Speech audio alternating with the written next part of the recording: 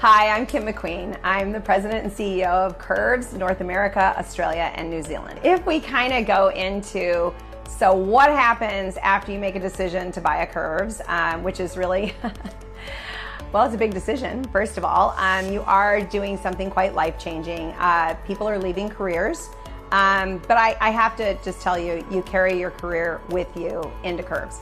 And so many women come from so many different angles into an ownership of a club that I just can tell you, you can pretty much find your sweet spot inside of being a small business owner. When I was at the training, the club camp training, which you end up, my girlfriend and I went and did it together, we were super excited to be there. We were like, woohoo, we own a Curves, it's gonna be so great. Let's go learn how to do the business, right? So the first day is like, okay, this is exciting. But the end of that first day, you're like, whoa. This is overwhelming. Like, we're gonna be tested. In 5 days, we have to know how to do this business. And this is like muscles and scripts on things you have to learn how to say and talk about. And, you know, it was like, oh my gosh, this was quite intense. I mean, and that is what you get in a franchise system. I am absolutely sure any other business out there, McDonald's, you name it, or even chains, there is a system in place that has come from years of expertise. It's come from mistakes and it's come from wins, and it's been created and it continues to evolve in the best possible form. And so, you know, on that first day, feeling, you know, excited, nerve-sighted, you know, very excited and very nervous, and then feeling just completely overwhelmed by the end of the day, you really have to dig deep and power on. And so that was a little bit of a surprise, because we really just thought, okay, this is going to be super exciting, super fun. We're going to learn and walk away and go to our club. You know, it's going to be great. Our clubs, because hers was in California, mine was in Illinois. Well, anyway, then we realized, wow, we're going to stay up all night studying. It was like being back in college. It was like, oh my gosh, what have I gotten myself into? But by day 3, and I tell everybody this going through club camp, by day 3, yeah, you've got it. You've got it. You're on a mission now to, you know, pass the test and do well. And so it's really a liberating experience going to club camp. You meet so many other like-minded people who have chosen this business for a particular personal reason, and it's often similar to your own, but it's just free to be you, and which is really, really exciting. And so club camp is an exciting experience. There's no question about it. But it's an intense experience because you're there to learn so that you can go off and run a very successful business. But what I can say is that when I was at training, one of the trainers came out and said, whatever you're thinking, just forget it. This, what we're training on, is what works. This is what's been tested. This is what's been tried. Don't waste your time doing other things. And I thought, oh, wow, that's kind of, is she talking to me? I mean, there was 500 people in the room, but I really took that on like, oh, okay, because I was taking diligent notes, and you know, I really wanted to be successful at this. I didn't want any, failure was not an option, you know, so I was very focused. But when that was said, I thought, oh, okay, I've got to toe the line, really master this. Like, you know, if they say jump, I say how high, you know what I mean? Like, let's go. And so that was my thought process. And my girlfriend the same, like we're achievers, and that's what we're gonna do. When I opened my doors, there was a lot of excitement to the grand opening, January 6, 2003.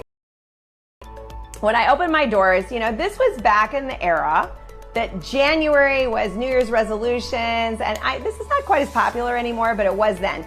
And it was a big time to join fitness clubs. Like, okay, this is it. I'm gonna go do it. This is the new year, etc. So I chose that week.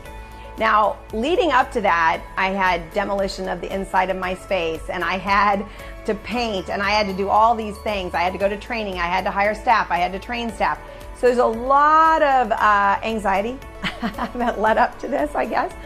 And nerve-sighted, very nervous, very excited to grand open. I'd done a lot of marketing, newspaper ads and flyers and lead boxes and all these things, and I got the word out there. My appointment book was so full, it was hard to kind of keep it all on one page to know how many people were going to come in.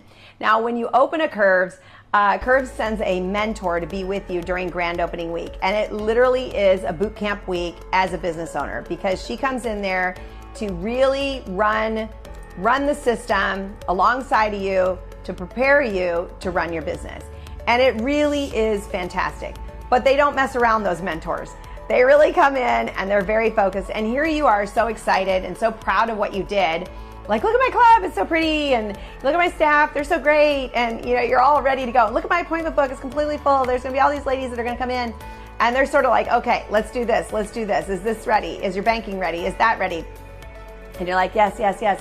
And then, I will say this because it's kind of funny. I sort of said to my mentor, it would be really great if you could, spend a little bit of time with my manager and kind of, because it was my girlfriend was helping me out because I was transitioning, potentially leaving my job. So I'm like, oh, it'd be really great if you could spend a little time with my manager, because I'm going to, blah, blah, blah. And she says to me, oh, well, who owns the club? And I said, well, I do. And she goes, then I'll spend time with you. And I was like, right, okay. That was my first lesson, like business ownership, inspect what you expect. So if you don't know how to do it, don't just leave it to someone else to do it, and then you have no idea what's going on, okay? Number one lesson, you learn to do everything. If you can do everything, then you can start to delegate and get the right help, etc. So that was kind of funny and like, ooh, okay. And it was a brutal week. I mean, we signed up over 100 people that week, and by the second day, she let me do consultations, and so that was all great. But you're kind of exhausted. It was a lot to get in place right away, and it was very exciting because we had so many women so excited to do curves. And here, my great side effect was I was going to work out all the time. So now finally, I had constant workouts, which was really good too. And so, not that you need to do that, but it was just really exciting for me. And to be on the floor all the time and just being busy, I love that. And so as we got started, I signed up, it was 101 by Thursday night. So it was pretty record breaking at the time. And then what happened is by the end of the month, I had 220 members. And now it was clear I could not stay in my job anymore. There's just no way. I had to take care of my business because it was sort of just exploding. And I will say the energy inside my club was super high. I mean, I'm a pretty fun person, and I like to have a good time, and I want everybody to have a good time. I mean, I work very hard, but I don't make it miserable. At least I hope I don't. I guess you can talk to the people who work for me, but you kind of get the kind of members that gravitate to the energy you put out. And so my club was a very fun, exciting place to be. And a lot of my members would always say, you guys are just always having so much fun. I want a job here too. And so I did hire some young girls in high school to work on the floor, and they brought such a great vibe, and they were so fun. And I had women a little bit older than me, and then I had women much older than me, more like my mom's age, working for me. So I had every age on my team, which was really great because it reflected truly the membership as well. I mean, we had women of all ages in there, and it was just a really, really fun environment. And so when I went into grand opening, I didn't quite expect it to go like that so fast, but that was great because I put out a lot of money to open my business, and so that was great.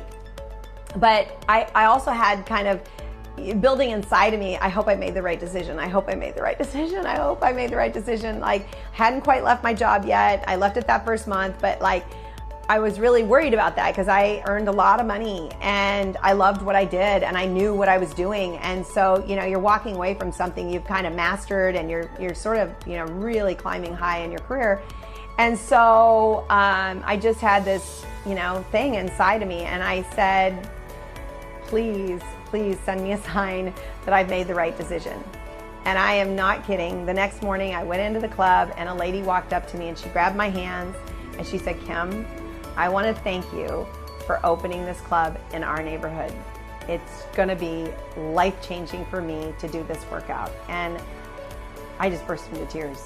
That was it. I was like, oh, wow, that was fast. I mean, I got the sign, but I was just sobbing because I was like, oh, because it's all the anticipation and it's all the energy. It's just bubbling. And then something like that happens and you just burst open.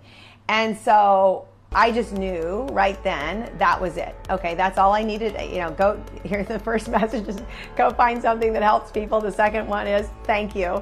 And I'm like, okay, this is it. I'm on a mission. This is the right thing to do. So my real dream was to own 8 curves. Don't tell me where that came from. I have no idea. But it was like, I'm going to own 8. That was the idea. But the reality is that's not how curves did business. You could get 1. You had to prove that you could do that well. And then they'd sell you a second one. Well, the only problem with that, and it's not something you could have seen very easily, is we sold so fast that by the time you could figure out and see the traction of one great owner, there was nothing near them available anymore. And so that became part of our problem too. It was like a good, bad problem. So you had some really great owners out there that could not get a hand on another club and really, maximize their impact. But I had made it very clear from the beginning I wanted 8 clubs. And the sales rep said to me, well, this is kind of how it works. I'm like, okay, so now what do I do? Because I really am taking a big leap here. And so I wanted to really understand now what can I do. And so what I did was I then went on and kind of pursued a little bit, can I get a second club near me before everything sold out? So he kind of held the territory and I got going on my club, and my club did really well out of the block. And so that first year I became Franchisee of the Year by November. And then 6 months later, I opened my second club. And I also had my second child. So there was a lot of things going on at that time, but I did get 2 clubs near each other, which was really great. But I always say 2 is terrible, 3 is good, 5 is great. 2 is very difficult because it's hard to divide yourself between 2 clubs. And although I did it and I learned a lot from doing it, it was challenging. And so as I did that, and as I worked my club and got to know the women and then got to know owners around me, and then we had a co-op that had formed, and it really wasn't a co-op I wanted to be part of. It was a co-op that was sort of like, oh, corporate says do this, but we want to do this. Corporate says do this, but we want to do this. And I went to the first meeting and I said to my husband, I don't want to be part of any kind of organization that is fighting everything that's put out by the head office. I mean, there's thousands of clubs. I mean, surely the best stuff is coming to us from the head office. Why would I do that? Like, it's like being inside of a company and fighting your boss all the time. Like, I don't understand that. I wouldn't do that in my company. So why would I do that if I join a company, as an independent business owner of that company? So I didn't like that vibe. And I wasn't the only one. There were other owners out there that were like, what's with that group, And it was the only group because we were still getting going. There were 200 locations in Chicago, but it was early days. So we decided to form our own group. And our group was focused on what was corporate giving us to do and what could we do with it and make it better. And then where were the weak spots in all of us from an operational point of view that we could facilitate trainings, help people get better, and stay in line with the company. I just didn't see any point of being part of a company that I was going to basically swim in the opposite direction all the time. It didn't make any sense to me. I wasn't the only other owner. I mean, there were other owners that felt the same way. Like, we joined this. This is what we want to do. So let's do it the best we can possibly do it. And so we started that co-op, and slowly but surely everybody joined us. Because when you are a negative group that is constantly finding the problem or finding the flaw or saying, oh, I don't want to do that, I want to do this, without executing or trying to do what's been given, then eventually people get tired of that. It's bad energy, not good energy. And so our group was really about what can we do with what we've been given and how can we make it better or bigger. So anything they put out, we would do a little bit more than what they suggested. Same stuff, but a little bit more. We really wanted to achieve. And I think when you do that as a franchisee, what happens is you start to master the system. Once you master the system, you can see opportunities for improvement in places that maybe haven't been considered yet. That's where the strength comes in from being a great franchisee. It doesn't come from going, okay, I was a top-notch creative director in advertising. Let me bring my career to this and let me tell you how the marketing should be done. Although, could I see that? Yes, I could definitely see that. But it wasn't my place to now fix the marketing. That wasn't the role I had. I was a franchisee. So I was really in the trenches at the beginning of the business like anyone else. And if you've heard anything about the background of McDonald's, whether you own the business or not, you have to learn how to flip the burgers. And it's kind of that thinking. You have to really get in there, run this business, understand this business so that you understand why women love it so much. It helps that if you start out as a woman buying one, you kind of get it. But the point is, you've got to see that experience from all ages and stages of women's lives and how they experience curves. And then you start to really shape what starts to make sense. And there was some brilliance inside of what they were currently doing. I did my best to share what I did and or what I could see as an opportunity for them to do. And I became Franchisee of the Year my first year. So it gave me an opportunity to get to know the owners and say, hey, you know, this would maybe be good. Hey, a body composition scale would be really good. You know, so I suggested a lot of things along the way. And becoming co-chair of the co-op really allowed me to then take what our marketing was and then add the things that would enhance it and make it better without changing it, and turn it into very big programs across Chicago. And that actually, doing that work and bringing my background of marketing into that space allowed us to go on and become the Co-op of the Year. So it's very, very interesting to have the knowledge that I have, the experience that I have. And I don't know too many people in Curves that probably have that and then have an advertising background like I have. So I really am very excited about what we've put together and what's happening today because of that.